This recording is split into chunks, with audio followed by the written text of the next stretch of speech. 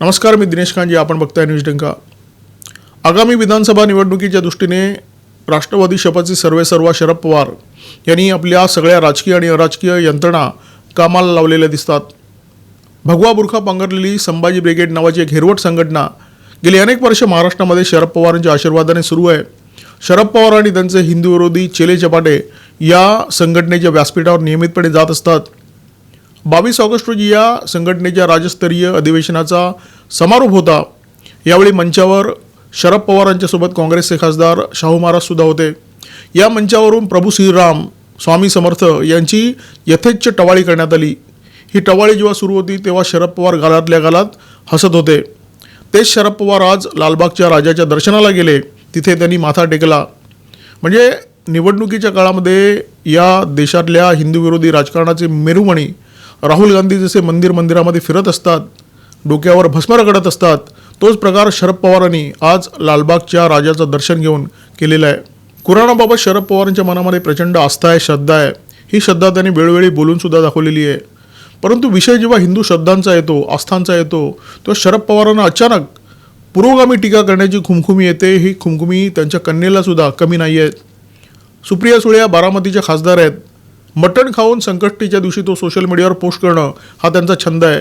शरद पवारांना सुद्धा मटण खाऊन मंदिराच्या दारामध्ये गेल्यावर आठवण येते की आज आपण मटण खाल्लेले आहे, त्यामुळे आज जाऊन आपण दर्शन करू शकत नाही. परंतु समोर एखादी मजार आली किंवा एखादा दर्गा आला तर शरद पवार आणि त्यांच्या कन्या लोटांगण घालायचे शिल्लक ठेवतात. पवारांनी कोणावर श्रद्धा ठेवावी, त्यांनी काय खावं, हा पूर्णपणे त्यांचा वैयक्तिक प्रश्न आहे. हिंदू विरोधी मानसिकतेचे अनेक नेते या देशामध्ये आहेत. पवारसुद्धा तसे आहेत आणि ते तसे असण्यामध्ये कोणालाही काही हरकत असण्याचं कारण नाही आहे. असदुद्दीन ओवैसी हे सुद्धा हिंदू विरोधी नेते आहेत, परंतु ते त्यांच्या भूमिकेवर ठाम राहतात, त्यांच्या भूमिकेशी प्रामाणिक राहतात. ते कधीही एखाद्या हिंदू देवतासमोर झुकले आहेत अशा प्रकारचे चित्र तुम्हाला कधी पाहायला मिळणार नाही. पवार मात्र कधी स्वतःला नसलेल्या मिशा पिळून देवाचा बाप म्हणतात आणि निवडणुकीच्या काळामध्ये मान वाकवून, मान खाली घालून ते लालबागच्या राजाच्या दर्शनाला जातात. कधी दगडूशेठ गणपतीच्या चरणी जातात. निवडणूक नसताना नास्तिक म्हणून, कधी पुरोगामी म्हणून स्वतःची पाठ थोपटून घ्यायची आणि निवडणुका आल्यावर देवाच्या चरणी जायचं. कशाला करायची ही नौटंकी आणि कशाला करायची ही थेरं? शरद पवारांसारख्या नेत्यांना हे शोभत नाही. तरी मजारीवर जावं, तिथे डोकं रगडावं, मुस्लिम मतांची तजवीज करावी. पण शरद पवारांनी अनेकदा जाहीरपणे सांगितलं आहे की आम्ही मुस्लिम मतांमुळे सत्तेवर येतो, त्यामुळे मुस्लिम मतांसाठी त्यांनी प्रयत्न करायला हवेत. विघ्नहर्त्याच्या दारी जाण्याचं शरद पवारांना काहीच कारण नाही आहे. विघ्नहर्ता फार तर तुम्हाला सुबुद्धी देऊ शकतो, तीसुद्धा मागितल्यावर. शरद पवार तर देवाचे बाप आहेत, विघ्नहर्तासुद्धा त्यांना काय देणार? राष्ट्रवादी काँग्रेसच्या स्थापनेपासून शरद पवार गेली 25 वर्ष महाराष्ट्रामध्ये जातीला जातीशी भिडवण्याचं काम करत आहेत. हिंदूंमध्ये फूट पाडण्याचं काम करत आहेत. ते फक्त राजकीय फायद्यासाठी किंवा सत्तेसाठी हे सगळं करत असतील यावर विश्वास ठेवणं कठीण आहे. भारतामध्ये इस्लामी रियासत आणायची या ईर्षेने औरंगजेब झपाटला होता. सत्ता आणि सुख या दोन्ही गोष्टी त्याच्या दृष्टीने दुय्यम होत्या. शरद पवारांचा आविर्भावसुद्धा तसाच दिसतो, परंतु त्यांच्या हिंदू द्वेषामागची प्रेरणा काय आहे हे मात्र कळायला मार्ग नाही आहे. छत्रपती शिवाजी महाराजांच्या सैन्यामध्ये 57% मुसलमान होते आणि छत्रपती शिवाजी महाराज हे गो ब्राह्मण प्रतिपालक नव्हते. एवढाच इतिहास सांगण्याआधी ज्या संभाजी ब्रिगेडचा जन्म झाला, शरद पवार त्या संभाजी ब्रिगेडचे खूप मोठे आधारस्तंभ आहेत. याच ब्रिगेडचा ऑगस्टच्या शेवटच्या महिन्यामध्ये एक कार्यक्रम झाला, राज्यस्तरीय अधिवेशन झालं आणि त्या अधिवेशनाच्या मंचावर शरद पवार आणि कोल्हापूरचे काँग्रेसचे खासदार शाहू महाराज उपस्थित होते. या व्यासपीठावरून एका बंद पडलेल्या साप्ताहिकाचा संपादकाने हिंदू धर्माच्या विरोधात गरळ ओकली. तो प्रभू रामांच्या विरोधात बोलला, तो स्वामी समर्थांच्या विरोधात बोलला. तोंडाने सतत हिंदू विरोधी गरळ ओकणाऱ्या, हिंदू श्रद्धास्थानांचा अपमान करणाऱ्या अशा अनेक लोकांची दुकानं हिंदू समाजाने बंद पाडलेली आहेत. म्हणजे त्यांना नाकारलेलं आहे. ही दुकानं मोडीत पडलेली आहेत आणि शरद पवार अशा अनेक वैचारिक दुकानांचे तारणहार आहेत. शरद पवार अशा दुकानदारांसाठी आशेचा किरण आहेत. काँग्रेसचे खासदार शाहू महाराज या कार्यक्रमामध्ये उपस्थित होते.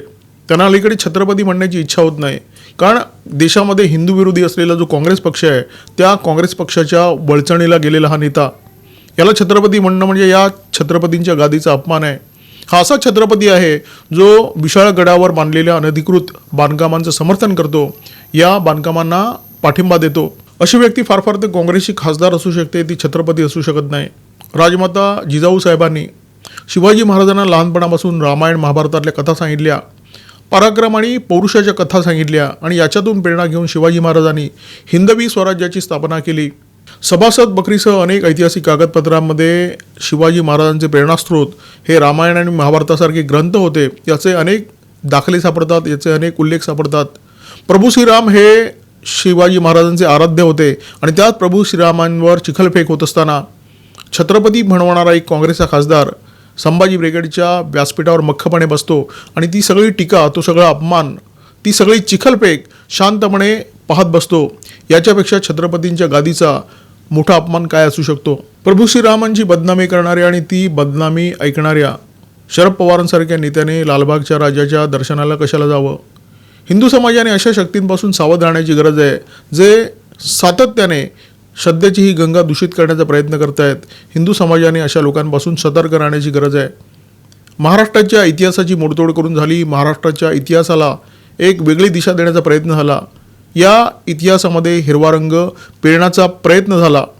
आता श्रद्धेची ही गंगा दूषित करण्यासाठी प्रयत्न सुरू झालेले आहेत आणि प्रयत्न करणारी जे लोक आहेत, शरद पवार त्यांचे अग्रणी आहेत. वारकरी समाज रामकृष्ण हरीचा गजर करत असतो. शरद पवारांचा ना रामकृष्ण हरीशी संबंध आहे ना त्यांचा अध्यात्माशी संबंध आहे. तरी आपण गेल्या काही महिन्यामध्ये पाहिलं असेल, शरद पवार सातत्याने या वारकऱ्यांच्या गाठीभेटी घेत असतात. अनेक वारकऱ्यांची शिष्टमंडळं शरद पवारांना जाऊन भेटत असतात, त्यांचं मार्गदर्शन घेत असतात. शरद पवारसुद्धा वारकऱ्यांच्या कार्यक्रमामध्ये सहभागी होत असतात, त्यांना मार्गदर्शन करत असतात.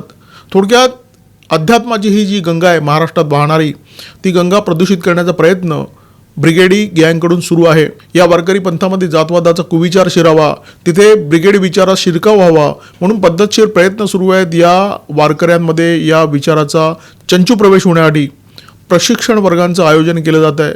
म्हणजे थोडक्यात महाराष्ट्राचे जे महापुरुष आहेत त्यांची जातीमध्ये विभागणी झालेली आहे.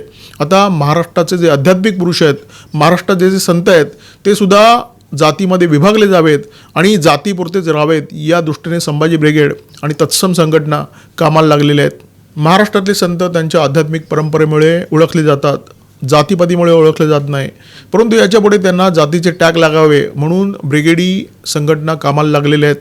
नरहरी सोनार म्हणून ओळखला हवा, नामदेव शिंपी म्हणून ओळखला हवा, गोरोबा काका कुंभार म्हणून ओळखले हवे, सावता माळी म्हणून ओळखला हवा, संत सेना न्हावी म्हणून ओळखला जावा, संत तुकाराम मराठा म्हणून ओळखले हवे. याच्याआधी अखंडपणे प्रयत्न सुरू आहेत आणि त्याच्याआधी या शक्ती कामाला लागलेल्या आहेत. म्हणजे महाराष्ट्राची आभा ज्या ज्या दिव्य तेजाने तळपते ती आभा दूषित व्हावी याच्याआधी हे प्रयत्न सुरू आहेत. आधी इतिहासाची मोडतोड झाली, आता अध्यात्मसुद्धा दूषित करण्याचा प्रयत्न सुरू आहे. हिंदू समाज इतका भाबडा आहे की निवडणुकीच्या काळामध्ये राहुल गांधी डोक्यावर भस्म रगडतात, अंगावर भगवी शाल घेतात आणि मंदिरात जातात. यांना भरून पावल्यासारखं वाटतं. निवडणुकीच्या काळामध्ये शरद पवार लालबागच्या राजाच्या चरणी जातात. यांना असं वाटतं अरे वा, शरद पवार एकदम घनघोर आध्यात्मिक झालेले दिसत आहेत. सत्तेवर आल्यानंतर हे काय करणार? सत्तेवर आल्यानंतर हे लोक फक्त आपल्या कुटुंबासाठी राबणार आणि पुढच्या 5 वर्षानंतर मुस्लिम मतं आपल्या पदरात पडावी या दृष्टीने मुस्लिम मतांच्या बेगमीसाठी त्यांच्यासाठी राबणार. परंतु हिंदू मात्र ते मंदिरात जात आहेत, ते देवाच्या चरणी जात आहेत म्हणून खुश होणार आणि निवडणुकीच्या काळामध्ये त्यांच्या PR ॲक्टिव्हिटींना प्रतिसाद देत त्यांना मतदानसुद्धा करणार. शरद पवारांसारख्या राजकारण्याचा ना आस्थेशी संबंध ना श्रद्धेशी संबंध. त्यांची श्रद्धा फक्त राजकारणावर असते, त्यांची आस्था फक्त राजकारणावर असते आणि त्या राजकारणाचं टॉनिक असलेल्या मुस्लिम मतांवर. परंतु दरम्यानच्या काळामध्ये निवडणुकीच्या मोसमामध्ये जर लालबागच्या राजाच्या चरणी जाऊन किंवा एखाद्या मंदिरात जाऊन भाबड्या हिंदूंची मतं मिळणार असतील तर ती त्यांना निश्चितपणे हवी आहेत सत्तेवर आल्यानंतर पुन्हा एकदा देवाचे बाप बनण्यासाठी. न्यूज डंकाच्या या व्हिडिओमध्ये तुर्तास इथेच थांबतोय. व्हिडिओ जर आवडला असेल तर लाईक करा, शेअर करा आणि अशाच प्रकारच्या माहितीपूर्ण व्हिडिओसाठी सबस्क्राईब करा आमचा यूट्यूब चॅनल. नमस्कार आणि धन्यवाद. आमचा व्हिडिओ जास्तीत जास्त लाईक करा, शेअर करा आणि आमचे यूट्यूब चॅनल सबस्क्राईब करा. धन्यवाद.